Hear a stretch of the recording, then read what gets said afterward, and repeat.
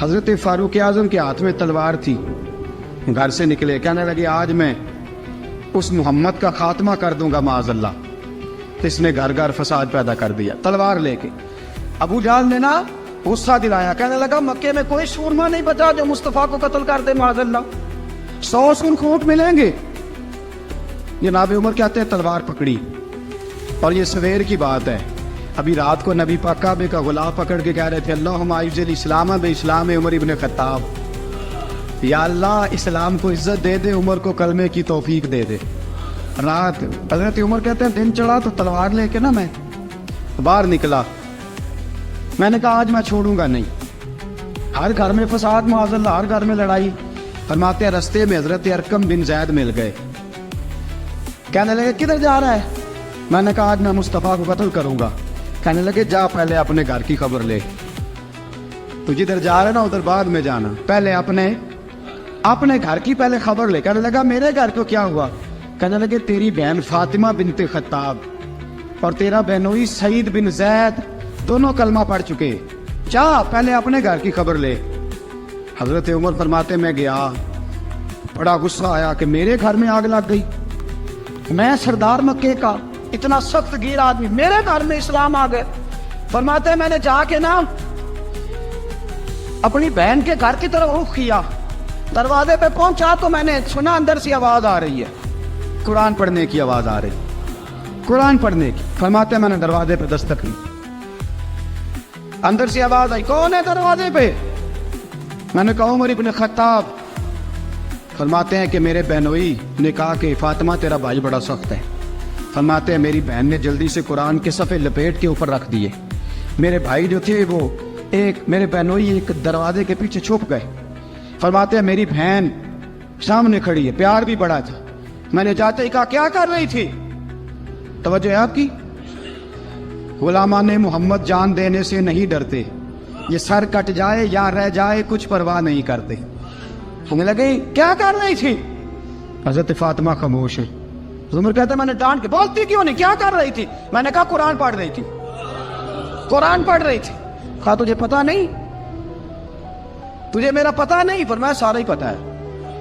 کہا تو جانتی نہیں لات و منات کو برا کہتے ہیں؟ فرمایا وہ بات کی باتیں تھی، وہ جاننے نہ جاننے کی باتیں۔ دوستو توجہ، حضرت عمر ابن خطاب فرماتے ہیں کہ بہن اس جلال، اس روب، اس اعتماد سے بولتی تھی کہ میں نے ایک تھپڑ مارا بہن کے منہ پہ، میری بہن ادھر جا کے گری۔ فرماتے ہیں کپڑے چھاڑ کے کھڑی ہوئی، کہنے لگی عمر ایک تھپڑ نہیں تو 1000 مار، تو 1000 مار، لیکن یہ امید نہ رکھنا کہ میں قرآن چھوڑ جاؤں گی، یہ امید نہ رکھنا میں قرآن چھوڑ جاؤں گی۔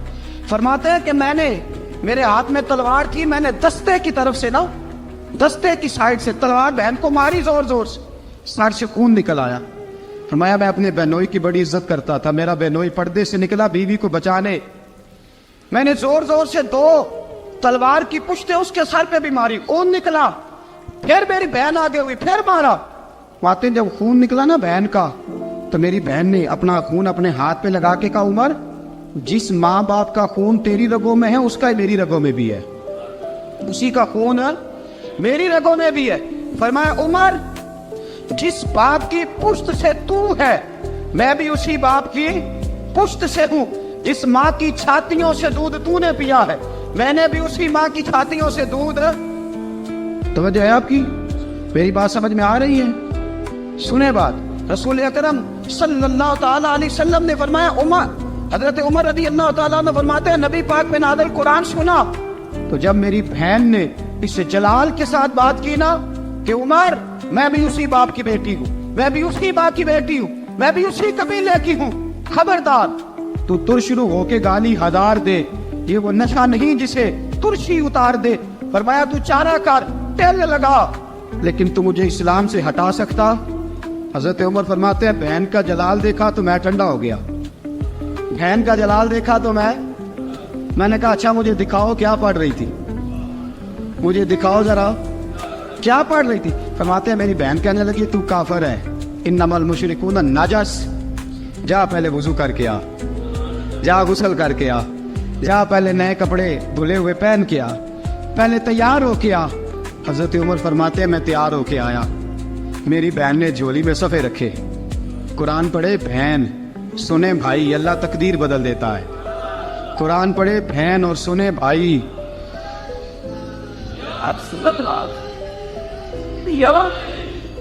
قرآن پڑھے بھائی اور سنے بہن، اللہ تقدیر۔ لیکن آج بہن بھائی قرآن تو سنتے سناتے ہی نہیں نا، یہ تو رواج ختم ہو گیا نا۔ وہ قوم جو کل لڑتی تھی ننگی شمشیروں کے ساتھ، وہ آج سینما دیکھنے جاتی ہے اپنی ہمشیروں کے ساتھ۔ معاذ اللہ، نعوذ باللہ، استغفر اللہ۔ ہمارا وہ حال نہیں رہا جو تھا۔ حضرت عمر فرماتے ہیں بہن نے قرآن پڑھا، میں نے قرآن سنا، پتہ نہیں قرآن میں کیا لذت سی، میں رو رو کے بے حال ہو گیا۔ فرماتے ہیں میرے جیسا سخت آدمی، میرے جیسا سخت جو کبھی نہیں رویا تھا، آج قرآن سنا۔ فَإِذَا سَمِعُوا مَا أُنزِلَ إِلَى الرَّسُولِ تَرَىٰ أَعْيُنَهُمْ، جب قرآن، اللہ کا قرآن پڑھا جاتا ہے جو رسول پہ آیا، تو لوگوں کی آنکھوں کو تم دیکھو گے، ان کی آنکھوں میں آنسو ہوتے ہیں۔ فرمایا میں رو رو کے بے حال ہو گیا۔ میری بہن کہنے لگی بھائی کیا پروگرام ہے؟ میں نے کہا مجھے بھی لے چلو، مجھے بھی لے چلو۔ کہا چلو۔ فرمانے لگے ذرا ٹھہر جاؤ، میرے نا ہاتھ باندھو رسیوں کے ساتھ، نا میرے ہاتھ پیچھے میرے ہاتھ باندھ لو، گلے میں میری تلوار لٹکا لو، میں مارنے آیا تھا، اب میں مجرم بن کے جانا چاہتا ہوں، مجرم بن کے۔ اور ہمارے شیخ فرمایا کرتے تھے، استاد گرامی حضرت عمر فرمانے لگے مجھے مارتے مارتے لے کے جاؤ، میں چونکہ مارنے آیا تھا نا مجھے۔ اور ایک پنجابی کا شاعر کہتا ہے حضرت عمر نے کہا گھروں آیا سا مار مقامنے نو، گھروں آیا سا مار مقامنے نو، ان مینو مار دے لے چلو، متے عمر دی عمر برباد ہوئے جتھے عمر سوار دے لے چلو۔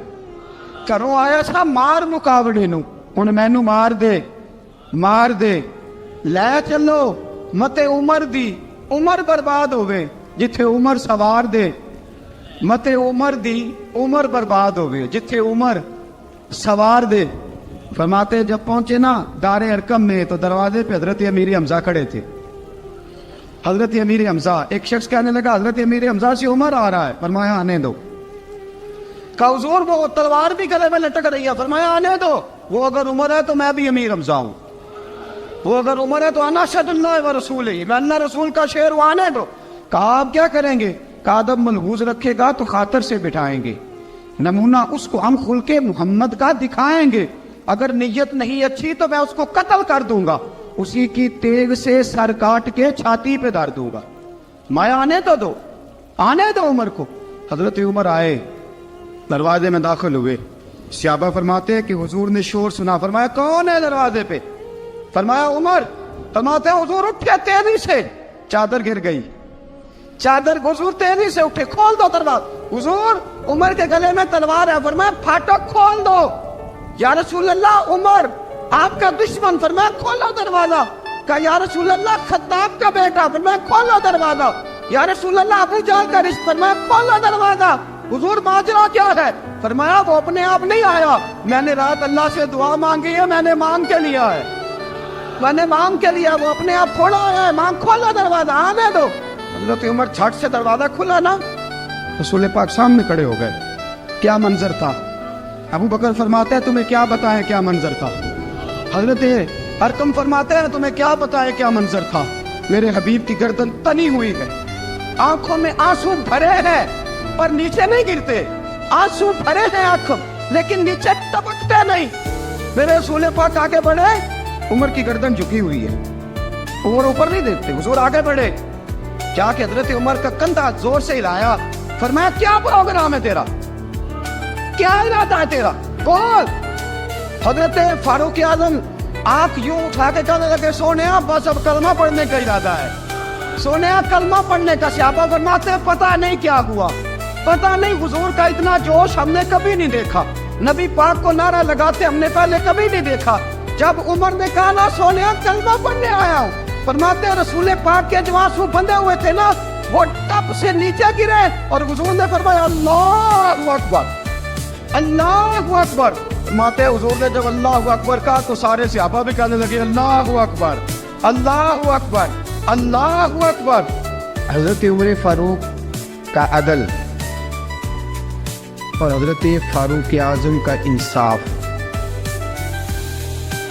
اس کو دنیا جانتی بھی ہے مانتی بھی ہے۔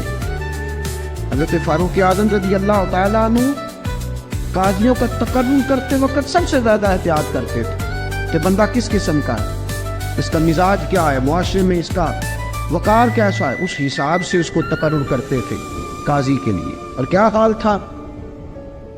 حضرت زید بن ثابت رضی اللہ تعالیٰ عنہ کو آپ نے قاضی مقرر کیا، بعد میں معزول کر دیا۔ کیوں آپ نے معزول کیا ہے؟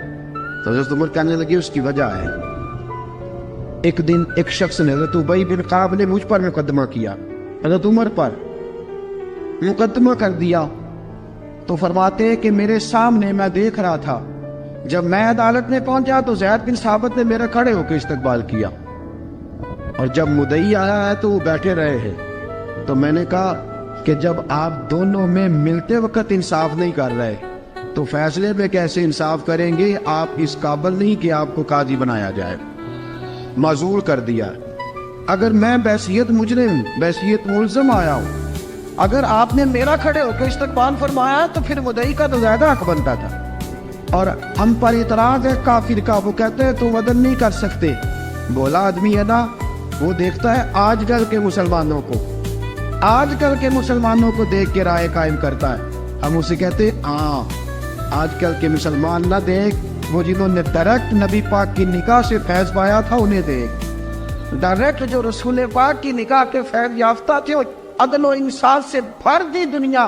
حضرت فاروق اعظم، حضرت عمرو بن عاص مصر کے گورنر تھے، حضرت فاروق اعظم نے انہیں متعین کیا تھا۔ ان کے بیٹے کا مصر میں جھگڑا ہو گیا کسی عام آدمی کے ساتھ، گورنر کے بیٹے کا، اور گورنر کے بیٹے نے اس مصری کو، ایک عام آدمی کو درے مارے۔ تجھے پتہ نہیں میں گورنر کا بیٹا ہوں؟ مصری نے کیا کیا؟ گھوڑے پہ بیٹھا سیدھے مدینے آ گیا، سیدھا مدینے۔ حضرت فاروق اعظم کے در دولت پہ پشت سے کپڑا اٹھایا، پشت سے اس نے اپنے نشان دکھائے تو جناب عمر کی آنکھوں میں آنسو آ گئے۔ ایک عام آدمی ہے، جانتے کوئی نہیں، تمہیں رو پڑے، اتنا ظلم، اور میری سلطنت میں کوڑے برسے تیری پشت پہ، فوراً لے جا، جاؤ بلا کے لاؤ۔ حضرت عمر بن عاص اپنے بیٹے سمیت آئے، بڑی عدالت ہے۔ حضرت فاروق اعظم کے لفظ فرمایا اس کو اس کی ماں نے آزاد پیدا کیا تھا، تو نے اسے کیوں غلام بنایا ہے؟ اس کی ماں نے آزاد جنا تھا، تو نے کب سے لوگوں کو غلام کا؟ بیٹے یہ کیا کہتا تھا؟ یہ کہتا تھا میں گورنر کا بیٹا ہوں، تجھے تو جانتا نہیں۔